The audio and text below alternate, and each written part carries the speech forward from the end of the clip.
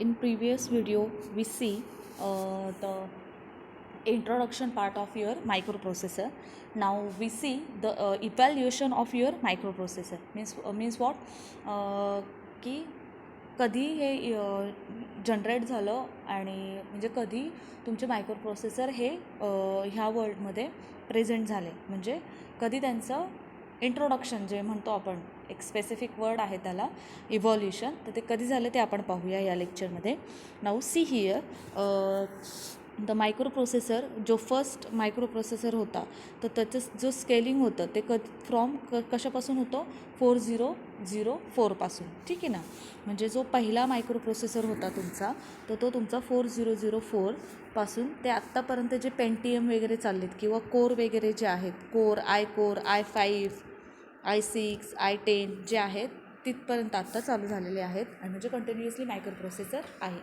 आता बघा ह्याच्यामध्ये जो 404 आहे, ठीक आहे ना, 4004 म्हणजे काय, ह्याची मायक्रोप्रोसेसरची जी कॅपॅसिटी आहे, ठीक आहे ना, काय म्हणलं मी, कॅपॅसिटी जी आहे ती किती बीट ॲक्सेप्ट करायची, तेव्हा सगळ्यात फर्स्टली 4 बीट. किती करायचा, 4 बीट. आता बघा ह्याच्यामध्ये की जो तुमचा म्यूपी आहे, ठीक आहे ना, जो तुमचा मायक्रोप्रोसेसर आहे तो कशाने डिनोटेड केले जातं, त्याला म्यूपी. काय म्हणतात त्याला, म्यूपी. म्यूपी म्हणजे काय, मायक्रो प्रोसेसर. म्यूपी म्हणजे काय, मायक्रो प्रोसेसर. ठीक आहे. आता हा वर्ड सगळ्यांनी लक्ष ठेवायचं की मायक्रो प्रोसेसरला काय म्हणतात, म्यूपी.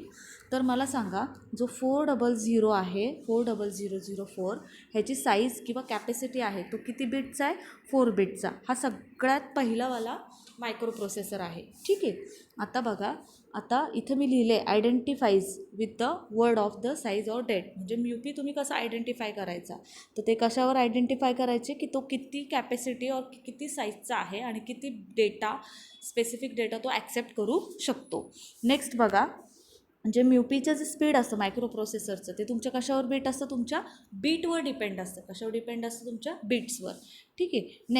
नेक्स्ट जो पॉईंट आहे बघा इथे दिलेला आहे, द परफॉर्मन्स ऑफ युअर म्यूपी is depend on your beats, that beat performs the base of your ALU.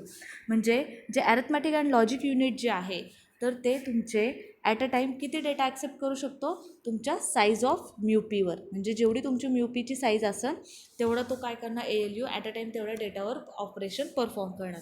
For example आता बघा, सपोज जर माझा 4 बीटचा म्यूपी आहे तर माझे जो ALU आहे तो किती परफॉर्म करणार ऑपरेशन, 4 बीटच्या डेटावरच. किती करणार, 4 बीटच्या डेटावर ऑपरेशन परफॉर्म करणार. ठीक आहे. आता नेक्स्ट पॉईंट बघा इथे की आपण एक्झॅक्टली जनरेशन पाहणार आहोत वन बाय वन. तर ह्याची जनरेशन जे आहे ते फर्स्ट जनरेशन बघा कोणतं आहे. फर्स्ट जनरेशनमध्ये लिहिले की जो तो फर्स्ट जनरेशनचा म्यूपी होता, ठीक आहे ना, तो किती बीटचा होता, 4 बीटचा. मी इथं रेड पेननी लिहिलेला आहे शॉर्टकट. फर्स्ट जनरेशनचा जो आहे तो किती बीटचा मायक्रोप्रोसेसर आहे, 4 बीटचा. ठीक आहे. त्याचं इयर बघा काय आहे, 1971पासून टू 1973पर्यंत फर्स्ट जनरेशनचे म्यूपी चालले होते. तर त्यामध्ये जे ALUचे ऑपरेशन आहे तर ते किती बीटचे होते, 4 बीटवर परफॉर्म करायचा. आणि ह्याचे जे एक्झाम्पल आहेत मायक्रोप्रोसेसरचे ते कोणते आहेत, इंटेल 404 किंवा जी कॅल्क्युलेटर सिस्टीम बनवली होती त्यांनी सगळ्यात पहिली जुनी, तर ती होती तुमची फर्स्ट जनरेशन आणि ती कितीवर चालायची, तुमची 4 बीटवर. ठीक आहे. आता नेक्स्ट बघा, सेकंड जनरेशन पाहू आपण. तर सेकंड जनरेशन आलं म्हणजे काहीतरी ॲडव्हान्स त्यांनी क्रिएट केला असेल. मग आता ह्यांनी इथं काय केलं ना, म्यूपीची साईज काय केली, इन्क्रीज केली. जी 4 बीट होती ती आता किती बीट केली, 8 बीटवर. इथे लिहिलेलं आहे बघा, 8 बीट मायक्रोप्रोसेसर. म्हणजे तुमचा जो सेकंड जनरेशनचे जे मायक्रोप्रोसेसर होते ते किती बीटचे झाले, तुमच्या 8 बीटचे. ठीक आहे. त्यांचं डिझाईन म्हणजे एक्झाम्पल काय होतं, तुमचं मायक्रो कॉम्प्युटर पूर्ण सिस्टीम जी होती त्यावेळेस त्यांनी ती कंप्लीट केली होती. कॅल्क्युलेटर तर झालं, कॅल्क्युलेटरमध्ये अजून त्यांनी काय काय इनोव्हेशन्स करून मायक्रो कॉम्प्युटर तेव्हा काय केला, जनरेट केला, म्हणजे इनोव्हेट केला. तर तो कोणत्या जनरेशनमध्ये केला त्यांनी, सेकंड जनरेशनमध्ये. आणि त्याची साईज किती होती, 8 बीट होती. ठीक आहे. आता बघा, जे इयर होतं त्याचं ते किती, 1973 टू 77पर्यंत. आता मी ऑलरेडी सांगितलं आहे ALU कशावर डिपेंड ठेवायचं, तुमच्या म्यूपीच्या साईजवर. ठीक आहे ना. तर आता मला सांगा, सेकंड जनरेशनमध्ये किती आहे, 8 बीट आहे. तर 8 बीटचंच काय होणार मग इथं, ALU परफॉर्म करणार तेवढा. आता बघा ह्याच्यामध्ये एक्झाम्पल कोणते आहेत, 8088 सॉरी 8008 आणि 8085 आपल्याला कोणता पाहिजे आत्ता जो चॅप्टर आहे आपला किंवा सिलेबसमध्ये जे इन्क्लूड आहे तो आहे 8085.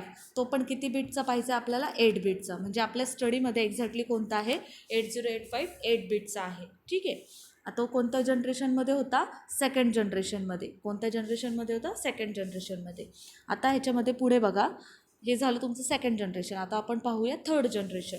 थर्ड जनरेशन किती बीटचं येणार आता 8वरून पुढे जा म्हणजे किती झालं 16 बीट. म्हणजे ह्याच्यांनी काय वाढवला यांनी परफॉर्मन्स वाढवला जो तुमचा प्रोसेसरचा आहे तो 16 बीटचा केला. ठीक आहे. आता ह्याच्यामध्ये त्यांनी एक्झॅक्टली काय इनोव्हेट केलं तो जो मेमरी स्पेस होता ना तो इन्क्रीज केला 64 KB केला. त्याच्यानंतर फुल अरिथमॅटिक एक्झिक्युशन ठेवलं म्हणजे इव्हन पार ते सायंटिफिक कॅल्क्युलेटर जे असतात ना ते पण ह्याच्यामध्ये इनोव्हेट केले त्यांनी. ठीक आहे. त्याच्यानंतर इयर जे आहे त्याचं किती आहे 1978 to 19. ठीक आहे ना. आता ह्याच्यामध्ये ALU तुमचा जो आहे तो किती परफॉर्म करणार आता 16 बीटवर. जो काय ऑपरेशन असेल तुमचा डेटा तो किती ॲक्सेप्ट होणार ALUमध्ये 16 बीटवर होणार. ठीक आहे. आता ह्याच्यामध्ये एक्झाम्पल बघा. हे एक्झाम्पल आहेत 8086 8085 झिलॉग 800 186 286. आता तुम्ही म्हणसाल मॅडम इथं 8085 परत आला तर हो 8085 जो आहे तो 2 MUP आहेत त्याच्यामध्ये प्रोसेसर 2 MUPचे प्रोसेसर आहे. एक 8चा आणि एक 16चा. तर आपल्याला कोणता पाहिजे आहे 8 बीटवाला प्रोसेसर पाहिजे आहे नॉट द 16 बीट. ठीक आहे. सिलेबसमध्ये कोणता आहे तुमचा 8 बीटचा आहे. नाऊ थर्ड जनरेशन कळलं. आता नेक्स्ट आहे फोर्थ जनरेशन. तर फोर्थ जनरेशनमध्ये कितीचा होणार आता 32 रेस टू वाढवत जा 2 इथं इनपुटची व्हॅल्यू वाढवायची. तुम्हाला ऑलरेडी फॉर्म्युला माहिती आहे कोणता आहे 2m = n. सेम तसंच मग 2 सपोज 4 घेतलं तर किती झालं त्याची पॉवर 2 म्हणजे किती झालं इथं मी तुम्हाला ऑलरेडी दिलेलं आहे. हे बघा 2 म्हणजे किती झालं मग 16 आणि 2 म्हणल्यावर किती झालं 4. मग अशी तुमची साईज वाढत जाते. ठीक आहे. आता फोर्थ जनरेशन बघा. फोर्थ जनरेशनमध्ये किती येणार मग तुमचं 32 बीट मायक्रो प्रोसेसर आला. ठीक आहे. तर ह्याच्यामध्ये काय केलं त्यांनी जी मेमरी स्पेस होती ॲडव्हान्स काय केलं बघा. आता आपल्या मोबाईलचंच घ्या ना अँड्रॉइड व्हर्जन कसे होतात एक न्यू काहीतरी ॲडिशन हे करतात तसे त्याची जनरेशनची नावं बदलतात. ठीक आहे ना. मग सेम वे मायक्रो प्रोसेसरमध्ये न्यू त्यांनी ड्रॉबॅक जे आहेत ते ओव्हरकम करत गेले आणि तसे जनरेशनला नावं देत गेले. मग आता जे थर्डच्या जनरेशनचा जो गॅप होता मेमरी स्पेस कमी पडायला लागली तो त्यांनी फोर्थमध्ये काय केलं ड्रॉबॅक ओव्हरकम केला आणि इथं काय वाढवली त्यांनी साईज वाढवली. ठीक आहे. तर आता त्याचं इयर काय आहे फोर्थ जनरेशनचं 1981 to 1995 आणि हा ॲट अ टाईम जो परफॉर्म करणार 32 bit data at a time perform होणार तुमच्या ALU थ्रू. ठीक आहे.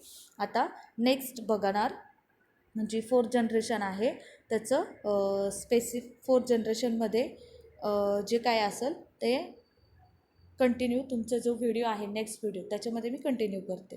ठीक.